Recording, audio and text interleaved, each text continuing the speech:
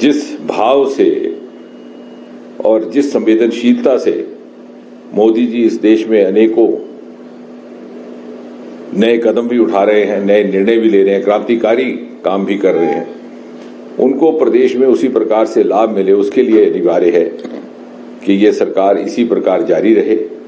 एक इंजन केंद्र से चला, दूसरा यहां से जुड़े। और ऐसे अनेकों उदाहरण है। आपका आयुष्मान भारत अद्भुत योजना, लेकिन इसने भी गति 2017 के बाद पकड़ी। आज स्थिति यह है कि यदि आप आंकड़े देखें तो हिमाचल प्रदेश में ही लगभग 3 लाख लोगों का पंजीकरण हो चुका है, उसमें से 1 लाख मरीजों ने इसका लाभ भी ले लिया। और उसके साथ साथ डबल इंजन ने हिम केयर योजना जोड़ दी, जिसके परिणाम स्वरूप 5 लाख और पंजीकरण हुए और 4 लाख मरीजों को लाभ पहुंचा। तो कोई भी योजना आप उठाएं जो जिस प्रकार से बाकी देश में लागू की गई है, यहां भी की गई है। राजनीति से उठ करके किस तरह से समर्पण के साथ सरकार काम कर सकती है, मोदी जी ने एक नई कार्यशैली को जन्म देने का प्रयास किया है। और कोई नहीं चाहेगा आम व्यक्ति कि हम उससे अपने आप को वंचित रखें। इसलिए मुझे लगता है कि हम सबका ये दायित्व है, भले हम विचारधारा से कुछ भी हों, कि हम देश हित के लिए और अगले 25 वर्ष में यदि हमने ये कल्पना की है कि भारत को विश्व पटल पर जाकर के खड़ा करना है, तो हमारे लिए अनिवार्य है कि मोदी जी के नेतृत्व में चल रही इस विकास यात्रा का हिस्सा बने। और किस तरह से पूरी अनुकूलता के साथ इस प्रदेश का योगदान है। और एक यहाँ कोई छोटा बड़ा पदाधिकारी नहीं रहता, जिम्मेवारी बदलती रहती है।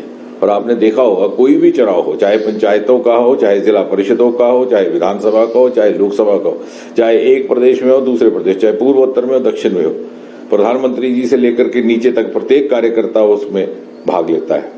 ये एक सामूहिक प्रयास का प्रमाण है इस पार्टी का, यही इस पार्टी की शिनाख्त है, इसकी प्रतीक है।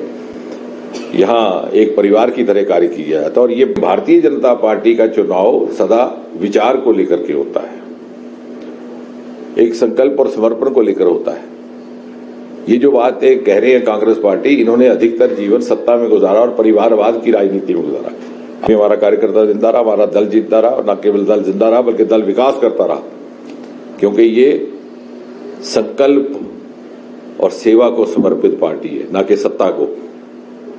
सत्ता हमें लोगों ने दी कि हाँ इन्होंने अपनी सेवा, अपने समर्पण का परिचय दिया है, दीजिए इनको मौका दिया जाए।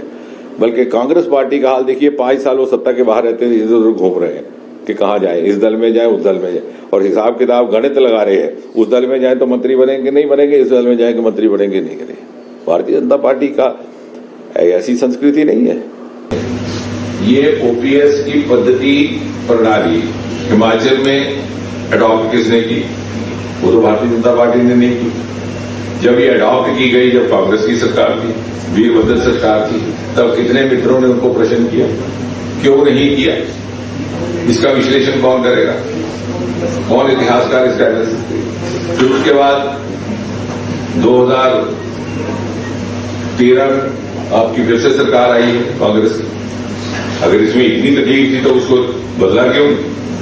यानी अपनाया भी आपने, मजबूत भी आपने किया, नहीं बदलने का फैसला भी आपने किया, और भारतीय जनता पार्टी के गले पर घंटी डाली। हिमाचल प्रदेश के विश्वसनीय ज्वेलर भूषण ज्वेलर्स सोलन।